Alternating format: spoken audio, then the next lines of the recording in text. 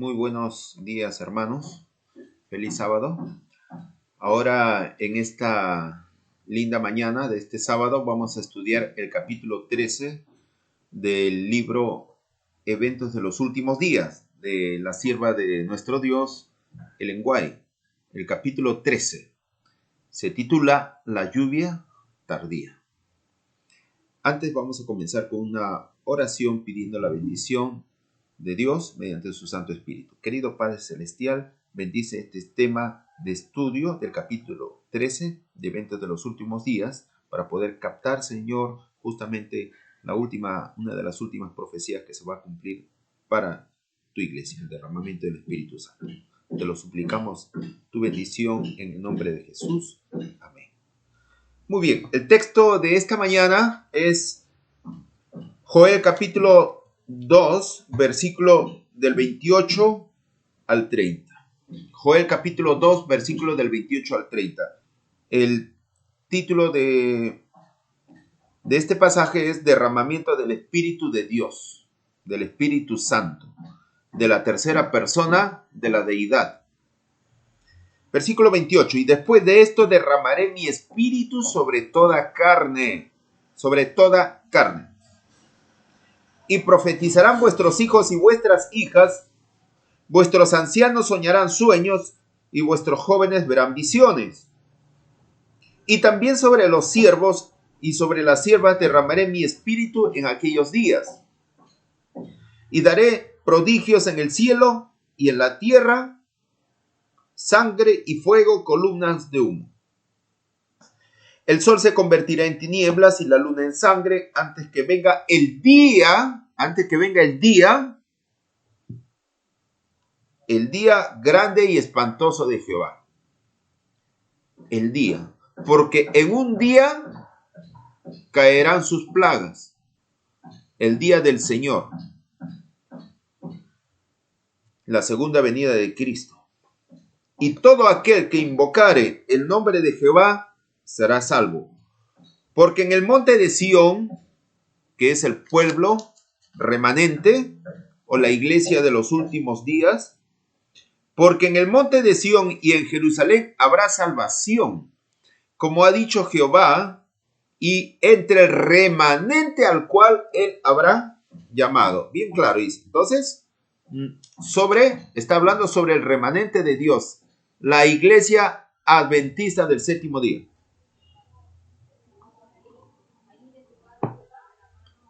Sobre los verdaderos adventistas del séptimo día. Muy bien, entonces vamos a ir definiendo mediante las citas inspiradas de la sierva de Dios, Ellen White. Vamos a estudiar sus citas preciosas sobre este capítulo 13.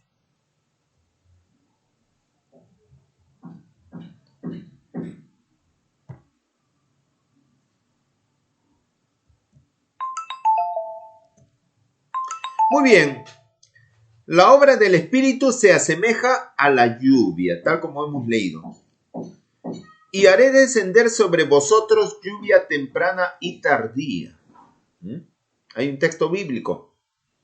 Y haré descender sobre vosotros lluvia temprana y tardía.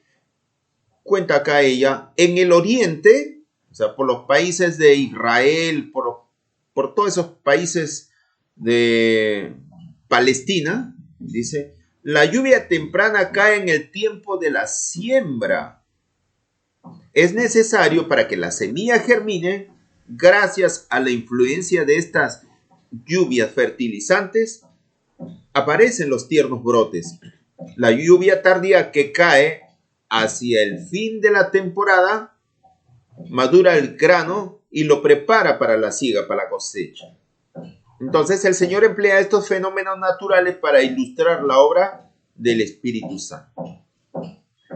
Así como el rocío y la lluvia caen al principio para que la semilla germine y luego para que la cosecha madure, se da el Espíritu Santo para que lleve a cabo a través de sus etapas el proceso de crecimiento espiritual. La maduración del grano, ¿qué representa? La terminación de la obra de la gracia de Dios en el alma. Mediante el poder del Espíritu Santo se ha de perfeccionar en el carácter, la imagen moral de Dios en el ser humano. Debemos ser totalmente transformados ¿a qué? A la semejanza de Cristo. La obra del Espíritu Santo es a asemejar el alma y el espíritu del hombre a la semejanza de ¿quién? A la semejanza de Cristo. Es importante entonces, solamente una persona o la tercera persona de la deidad puede obrar esto, no una energía, no una fuerza inmanente o una fuerza así enérgica, ¿no? Puede hacer eso, porque la energía no piensa, no habla, no obra, no decide, pero sí una persona todopoderosa puede hacer capaz de poder transformar el corazón humano a la semejanza de Cristo, tal como nuestro Señor Jesús explicó tan claramente en el capítulo 3 del Evangelio de San Juan, cuando Jesús conversó con Nicodemo. De eso se está tratando acá también. Pero esta cita está de Testimonio para los Ministros, página 506. Para terminar, esta cita dice: entonces debemos ser totalmente transformados a la imagen de Cristo. La lluvia tardía que madura la cosecha de la tierra representa la gracia espiritual que prepara a la iglesia para la venida del Hijo del Hombre. Pero a menos que haya caído la lluvia temprana, no habrá vida. La hoja verde no aparecerá. A menos que los primeros aguaceros hayan hecho su obra, la lluvia tardía no podrá perfeccionar ninguna semilla. Explico. En la experiencia de la vida cristiana debe haber lluvia temprana para todos. Porque si no existe lluvia temprana en cada uno de nosotros, tampoco no habrá lluvia tardía para nosotros. Porque si no hay un comienzo, no hay un fin. Si no hay una siembra, no hay una cosecha. Bien claramente. Entonces todos tenemos que experimentar esa lluvia temprana. ¿Y la lluvia temprana qué es? Desde el día que conocemos a Cristo, nos bautizamos. Porque aquel que se bautiza recibe el don del Espíritu Santo. Y eso se llama lluvia temprana.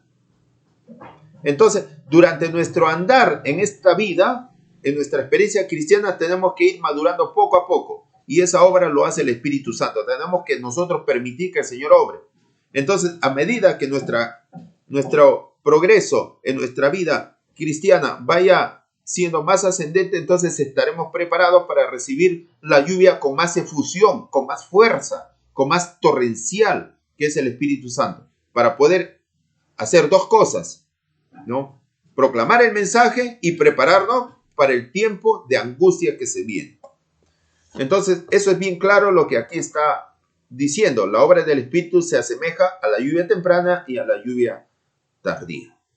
Pero históricamente sabemos que nuestro Señor Jesús murió en el año 31.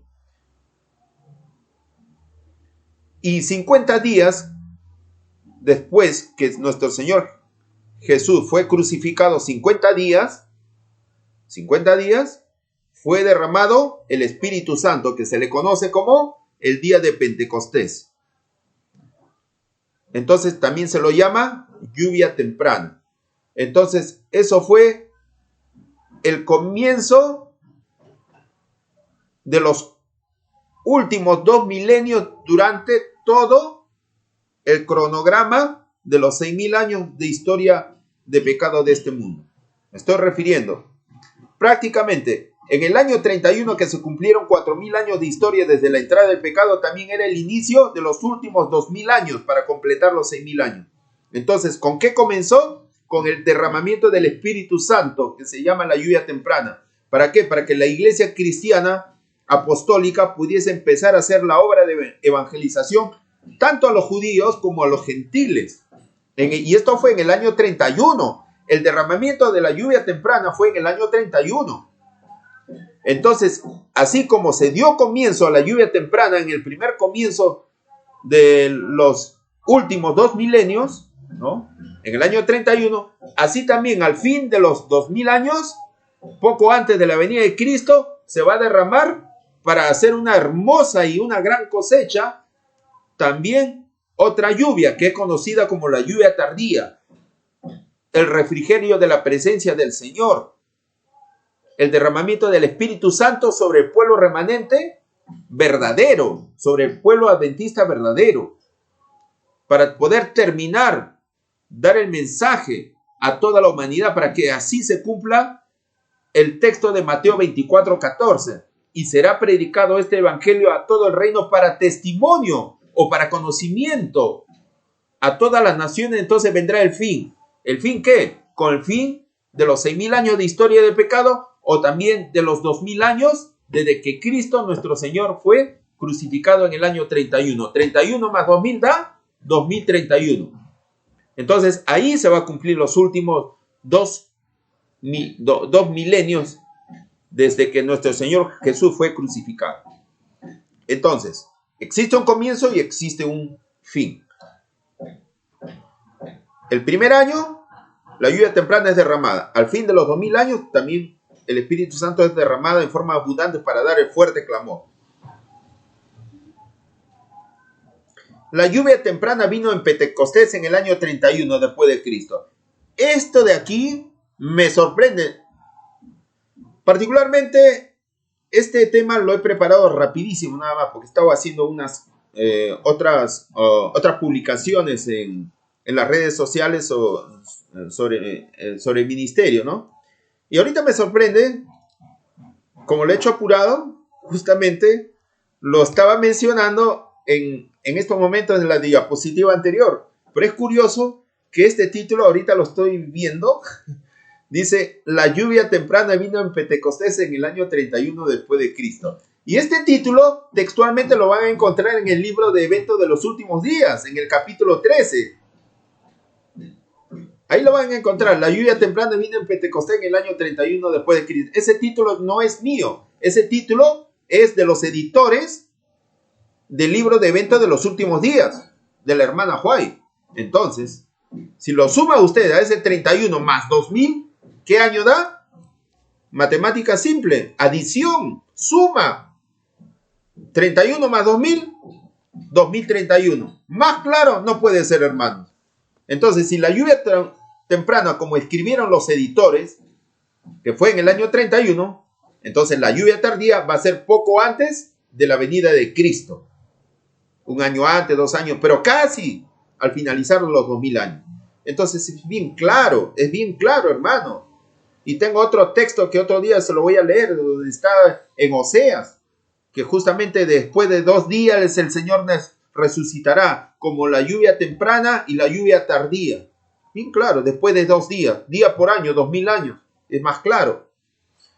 Entonces, bueno, eso es para poder poner en claro algo que está ahí, ¿no? A la letra. Entonces dice, en obediencia a la orden de Cristo, los discípulos aguardaron en Jerusalén la promesa del Padre, el derramamiento del Espíritu. Eso es lo que el Señor le había dicho, ¿no? Ustedes aguarden, quédense en Jerusalén, no viajen, quédense ahí. Cuando Jesús iba a ascender al cielo, se quedaron, nuestro Señor Jesús, después de 40 días que fue resucitado, ascendió al cielo y le dijo, quédense ahí, oren, estén unidos, compartan el pan entre unos y otros y aguarden para que el Espíritu Santo descienda, quédense en Jerusalén, no salgan, ni por ningún motivo. Y se quedaban en el aposento alto, ¿no? Todos reunidos, ahí estaba María también. Dice acá, no aguardaron ociosos. El relato dice que estaban de continuo en el templo alabando y bendiciendo a Dios. Lucas 24:53. Mientras los discípulos esperaban el cumplimiento de la promesa, humillaron sus corazones con verdadero arrepentimiento y confesaron su incredulidad. Los discípulos oraron con intenso fervor, pidiendo capacidad para encontrarse con los hombres y en su trato diario hablar palabras que pudieran guiar a los pecadores a Cristo, poniendo aparte toda diferencia, todo deseo de supremacía. Se unieron en estrecho compañerismo cristiano. No, que yo quiero ser jefe de diácono. No, que yo quiero ser primer anciano. No, y que yo quiero ser director de escuela sabática. No, tú, no, no, pero para que seas, ¿cómo se llama? Dorca. No, ese cargo no me gusta. No. Ujier, no, yo quiero ser director de jóvenes. Esos anhelos de supremacía no existían. Si bien en el tiempo de Cristo Entre los discípulos sí discutían quién iba a ser el mayor de ellos en el reino de los cielos, pero ya después que habían sido chasqueados, ¿no? Después de la muerte de Cristo, ya eso quedó terminado en el espíritu y en los corazones de ellos. Se humillaron después de haber abandonado a su Salvador en el momento que más lo necesitaban, en el jardín del Getsemaní, etcétera, todo lo que habían pasado, ¿no? Entonces ya se volvieron más humildes, más sencillos. El Espíritu fue derramado después que los discípulos hubieran llegado a la unidad perfecta, cuando ya no contendían por el puesto más elevado. El derramamiento del Espíritu Santo en los días de los apóstoles fue el comienzo de la lluvia temprana, y gloriosos fueron los resultados. Hasta el fin del tiempo, la presencia del Espíritu Santo también ha de morar con la iglesia fiel. No quiere decir que el Espíritu Santo se derramó en el año 31 y ya se olvidó han pasado ya casi, ¿cuánto? Estamos hablando ya, pues, casi cerca de 2000 años, ¿no? De 31 hasta ahora, ¿cuánto ha pasado? 1989 años. No quiere decir que si el Espíritu Santo fue derramado el año 31 ya se olvidó de nosotros. Para nada. El Espíritu Santo es el consolador, el representante que según San Juan 14 y San Juan 16, Jesús dijo que se iría y vendría el consolador, y su promesa fue cumplida desde el día Pentecostés hasta el fin. Jesús dijo en Mateo 28, 19 y 20, dice, ¿no? Y que estaré con vosotros todos los días hasta el fin del mundo. Mediante la presencia de su Espíritu Santo, el Señor Jesús es la que está en su iglesia. Entonces quiere decir, la lluvia temprana está vigente hasta ahora, toda la vida, durante estos casi cerca de 2000 años. La lluvia temprana estuvo con Martín Lutero, estuvo con Juan Calvino, con todos los valdenses, con todos los reformadores, y está ahora con su iglesia. Entonces depende de nosotros que lo queramos recibir mediante nuestras oraciones y nuestra comunión con Dios. El Espíritu Santo está ahí. Entonces ya depende de nosotros. Nosotros tenemos que experimentar la lluvia temprana de los apóstoles como cristianos. La obra del Espíritu se asemeja a la lluvia. Perdón, esto ya lo hemos estudiado. La promesa de la lluvia tardía. El derramamiento del Espíritu en los días de los apóstoles fue la lluvia temprana, dice. Y glorioso fue el resultado. La lluvia tardía será más abundante, dice, ¿no? Cerca del fin de la siega de la tierra, mira, de la siega. Hay un capítulo muy bonito también en Apocalipsis, capítulo 15, donde habla sobre la siega. Lean ese capítulo, interesante. Por eso dice, el fin de la siega, o sea, cerca del fin, o sea, hasta el fin del tiempo de gracia. Dice, se promete una concesión especial de gracia espiritual para preparar a la iglesia para la venida del Hijo del Hombre. Este derramamiento del Espíritu se compara con la caída de la lluvia tardía. Una comparación. Juan el Bautista, desde que nació, no era lleno del Espíritu Santo. Y Juan el Bautista fue el precursor de la primera venida de Cristo. El lleno del Espíritu Santo en el Jordán predicaba a todo el mundo, a todo el pueblo de Israel a que se arrepintiese, y bautizaba en el Jordán. Entonces, los resultados fueron gloriosos. Muchos de ellos llegaron a pasar a ser el discípulo de Jesús. Entonces, él era el segundo Elías. Lleno del Espíritu Santo, preparaba el camino para la venida de Jesús. Entonces, así también, la iglesia de los últimos días también tiene que tener otra fuerza especial, una característica especial que la lluvia tardía va a ejercer en los corazones de los siervos de la 11ª hora para dar el mensaje para la pronta venida de Cristo, que dice acá, cerca del fin de la siega de la tierra. ¿Entiendes? Bien claramente, o sea, casi al finalizar los 2000 años de historia desde la muerte de nuestro Señor Jesús, de su crucifixión. Entonces, Es una comparativa. Nosotros estamos llamados a ser el tercer Elías o el segundo Juan el Bautista, ya, para ser más claros. Lo segundo, Juan el Bautista, para dar este mensaje. Preparar la segunda venida del Señor. El otro párrafo dice: antes que los juicios de Dios caigan finalmente sobre la tierra, habrá entre el pueblo del Señor un avivamiento de la piedad primitiva, cual no se ha visto nunca desde los tiempos apostólicos. O sea, dice que va a ser una experiencia mucho más hermosa y muy abundante y muy sorprendente comparado a los tiempos apostólicos. El Espíritu y el poder de Dios serán derramados sobre sus hijos, dice. Esta obra será semejante a la que se realizó en el día de Pentecostés. Como la lluvia temprana fue dada en tiempo de la efusión del Espíritu Santo al principio del ministerio evangélico en el año 31, ¿no así? Para hacer crecer la preciosa semilla, así también la lluvia tardía será dada al final de dicho ministerio, ¿de qué? De su iglesia, para hacer madurar la cosecha. Ustedes sabían que Jesús no había bautizado, ¿no? Pero tenía muchos discípulos, ¿no? Que por temor a los fariseos no querían darse a conocer. Pero bien, Jesús había esparcido la semilla a ellos. Pero sin embargo, no se bautizaron. Pero cuando Jesús ya fue al cielo, fue entronizado, fue ungido en el cielo, entonces, una vez que fue entronizado, derramó su Santo Espíritu a la iglesia. Entonces, el Evangelio, la siembra que el Señor Jesús había hecho durante sus más de 3 años de ministerio, los resultados, la cosecha se dio con los discípulos, con los apóstoles, con la iglesia primitiva. Jesús sembró su iglesia gracias al Pentecostés, a la lluvia temprana, al Espíritu Santo, cosecharon. Por eso que se bautizaba en un día 3,000, 4,000 personas se bautizaban. Y muchos sacerdotes que a un principio estaban en contra de Cristo se arrepintieron. Ahí tenemos a José de Arimatea y a Nicodemo. Y muchos sacerdotes más, como dice el libro de Hechos de los Apóstoles.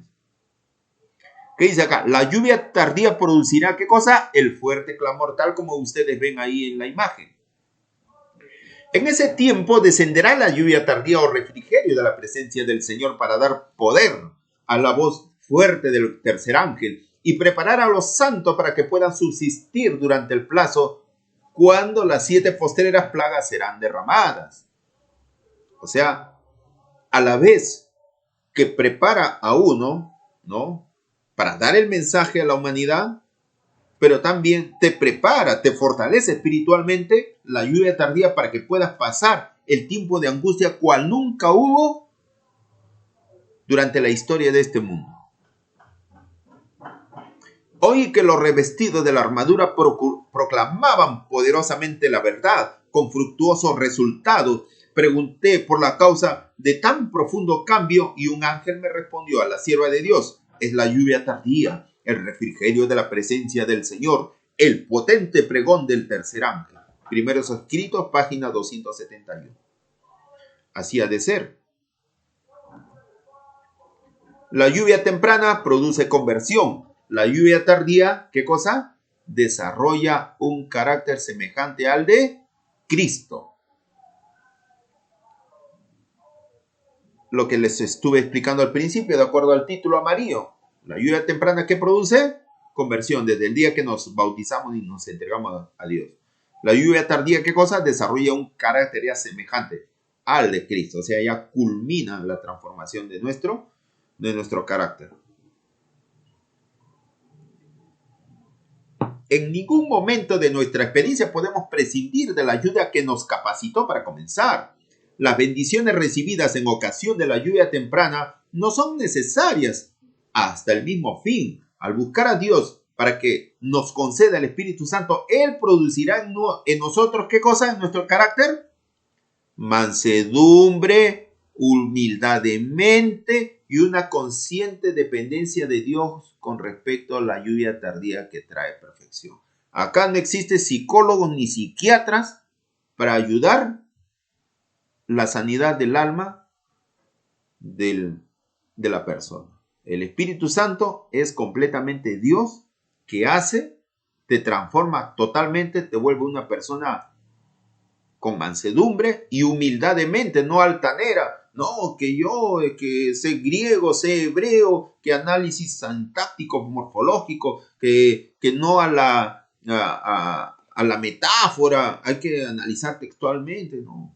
Ahora las cosas hay que entenderse también espiritualmente. Discernimiento, que también son uno de los frutos y los dones del Espíritu Santo, para poder entender muchas cosas que están en su palabra y en la luz menor, ¿no? De los escritos inspirados de la sierva de Dios, de la profeta de Dios, el lenguaje. Entonces, para tener discernimiento. Por eso que el evangelio que terminarán de proclamar a todo el mundo no van a ser los grandes teólogos, eruditos, doctores, no, no. Las personas sencillas que apenas saben su propio idioma, ellos van a acabar de dar el mensaje. Personas humildes y sencillas, personas iletradas van a terminar. Ellos no saben ni su arameo, ni hebreo, ni griego. Ellos van a terminar de dar el mensaje tan claramente. Por favor. Y los que son creídos, altaneros, que se creen de saber tanta teología, al final, ellos van a ser dejados de lado. Y, Jesús, y la sierva del Señor lo llama a ellos engreídos. Bien claramente. Claro, el conocimiento es importante, pero siempre hay que guardar una humildad y una sencillez. El Espíritu Santo busca morar en cada alma. Si se le da la bienvenida como a un huésped honrado, los que lo reciban serán hechos completos en Cristo. La buena obra que ha sido comenzada será terminada. Pensamientos santos, afectos celestiales y acciones semejantes a las de Cristo reemplazarán a los pensamientos impuros, los sentimientos perversos y los actos rebeldes. Podemos haber recibido cierta medida del Espíritu de Dios, ¿no? En nuestra experiencia cristiana, pero mediante la oración y la fe debemos tratar de obtener una porción más abundante, ¿no? No debemos cesar nunca en nuestros esfuerzos. Si no progresamos, si no asumimos la actitud necesaria para recibir tanto la lluvia temprana como la tardía, perderemos nuestras almas y la responsabilidad será solamente nuestra. Dice que tenemos que pedir del Espíritu Santo en nuestras oraciones que llene nuestros corazones. Si no, dice que nos vamos a perder, hermano. Eso es lo que Ellen White tan preocupada nos ruega que hagamos eso de nuestra primera necesidad. ¿Ya? Las convocaciones de la iglesia, tales como las asambleas generales, las reuniones de la iglesia local y todas las oportunidades en que se trabaja personalmente por las almas, son las ocasiones señaladas por Dios para dar la lluvia temprana y la tardía. Las reuniones también. Cuando el camino está preparado para el Espíritu de Dios, vendrá la bendición. Así como Satanás no puede cerrar las ventanas del cielo para que la lluvia venga sobre la tierra, así tampoco Satanás puede impedir que descienda un derramamiento de bendiciones sobre el pueblo de Dios. Es interesante esa comparativa. Cuando la bendición viene del cielo, no hay nadie, ningún ser maligno que pueda cubrir para que no llegue a sus hijos. Debiéramos orar fervientemente por el descenso del Espíritu Santo, tal como se lo estaba mencionando ahí. Debiéramos orar tan fervientemente por el descenso del Espíritu Santo como los discípulos oraron en el día de Pentecostés. Si ellos lo necesitaban en aquel entonces, nosotros los necesitamos más hoy en día porque Jesús ya va a venir. El descenso del Espíritu Santo sobre la iglesia es esperado como si se tratara de un asunto del futuro. Pero es el privilegio de la iglesia tenerlo ahora mismo. Buscadlo, orar por él, creer en él. Debemos tenerlo y el cielo está esperando concederlo. Pero estamos fríos, estamos indolentes, estamos duros de corazón, estamos en nuestros afanes mundanales. Porque no hacemos esto de nuestra primera práctica, pedir en oración al Espíritu Santo, tal como lo dice ahí en el primer párrafo. Debemos humillar nuestros corazones en verdadero arrepentimiento, dice. La mayor y más urgente de todas nuestras necesidades es la de un reavivamiento de la verdadera piedad en nuestro medio. Procurarlo debiera ser ¿nuestra qué? Primera obra. Procurarlo debiera ser nuestra primera obra. O nuestra primera obra son negocios, títulos honoris de causa, doctorado, magíster, para conseguir un buen trabajo con buen sueldo, o esto, etcétera, etcétera. No, dice. Claro que sí, se debe de hacer, no estoy negando, no estoy satanizando esas necesidades. Pero acá dice que hay algo más importante que todas esas cosas, dice acá. ¿Ah? Debe haber un reavivamiento cabal entre nosotros. Debe haber un ministerio convertido. Debe haber confesiones, arrepentimiento y conversiones. Muchos que están predicando la palabra necesitan la gracia transformadora de Cristo en sus corazones. No debiera permitir que nada les impida hacer una obra cabal antes que sea demasiado tarde para siempre. La mayor necesidad es orar, orar, orar. La reforma debe acompañar también al reavivamiento, ¿no? La reforma, las actitudes de cambiar las cosas. Una reforma cabal. También debe haber un reavivamiento en el corazón. Dice así: debe producirse un reavivamiento y una reforma bajo el ministerio ¿de quién? Del Espíritu Santo. ¿Lo va a hacer el ser humano? No, el Espíritu Santo es quien hace. Pero vamos a estar ociosos sin solicitarlo para que el Espíritu Santo haga esa obra. No. Dice, ya hemos leído que tenemos que orar fervientemente por eso. Entonces, el Espíritu Santo va a hacer ese trabajo. El reavivamiento significa una renovación de la vida espiritual, un avivamiento de las facultades de la mente y el corazón, una resurrección de la muerte espiritual. La reforma significa una reorganización, un cambio en ideas y teorías, en hábitos y prácticas. Mira lo que dice acá, en cambio de ideas y teorías. Y la palabra de Dios también, las creencias, también son parte de las teorías. Ajá. Entonces, si esto también es en la parte doctrinal. De repente, hasta ese momento, estábamos confundidos en alguna doctrina, por decir, en la naturaleza de Cristo. Pero también eso implica una reorganización, en cambio de ideas. De repente, si estábamos equivocados y alguien nos enseña o estudiando encontramos que la verdad no era tal así, entonces tengo que renunciar a mi prejuicio y adoptarme lo que dice un escrito está ahí, el espíritu de profecía. Entonces tenemos que morir a nuestro yo, a nuestro prejuicio para poder también recibir la nueva luz que el Señor nos manda para estos últimos tiempos, que estamos pues a las puertas de la venida de Cristo. ¿Ah? Por ejemplo, ahora últimamente entienden mal lo que es el tema de la naturaleza de Cristo. A veces muchos nos han enseñado, no, que Cristo nació con tendencia al pecado, que así. Pero cuando uno estudia bien la palabra de Dios, entiende que Cristo nació en santidad. Pero claro, nació 100% hombre, pero a la vez también era 100% divino. Pero su corazón era inmaculado, santo. Él fue concebido santo. Entonces, cuando uno estudia eso, la palabra de Dios y las citas especiales de Ellen White, dice, no, eso no es así, se molestan y no quieren hacer caso a la luz que el Señor los revela con más plenitud. Por eso dice acá, la reforma significa una reorganización en cambios en ideas y teorías. ¿Se dan cuenta? En cuanto a la doctrina. En hábitos y prácticas. La reforma no producirá el buen fruto de justicia a menos que esté conectada con reavivamiento del espíritu. El reavivamiento y la reforma han de hacer su obra designada y al hacerlo deben fusionarse. O sea, la obra es total. El cambio debe haber una reingeniería en nuestro estilo de vida y en nuestra creencia. Debemos desechar toda lucha y disensión, ¿no?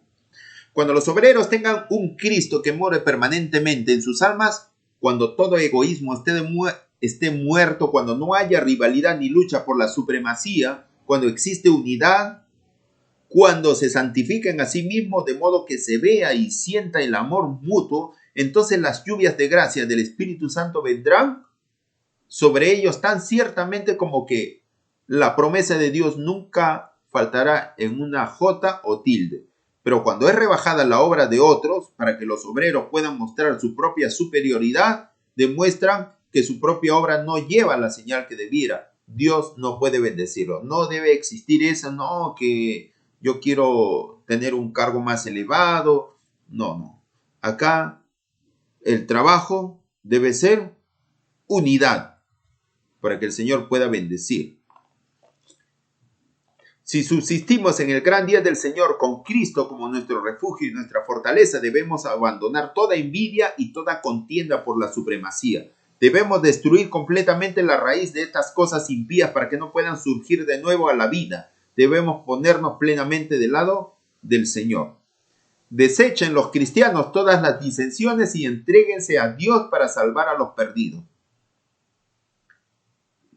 Pidan con fe la bendición prometida y ella les vendrá. Dice, desechen los cristianos todas las disensiones.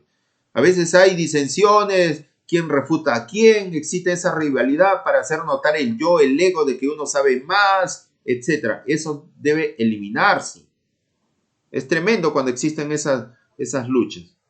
Cuando uno publica en Facebook, viene otro y, aunque se le haya etiquetado, ¿no?, comienza a mostrar quién sabe más.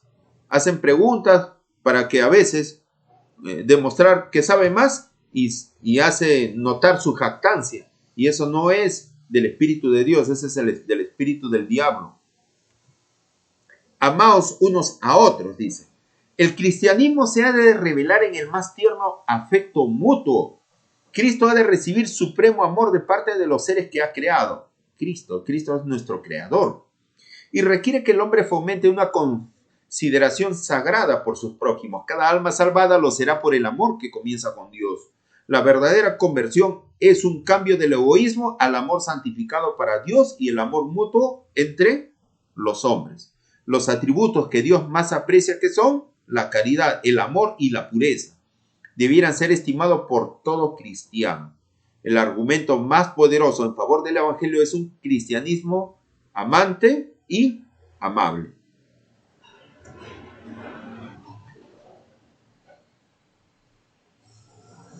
Para esta obra se requiere una entrega total.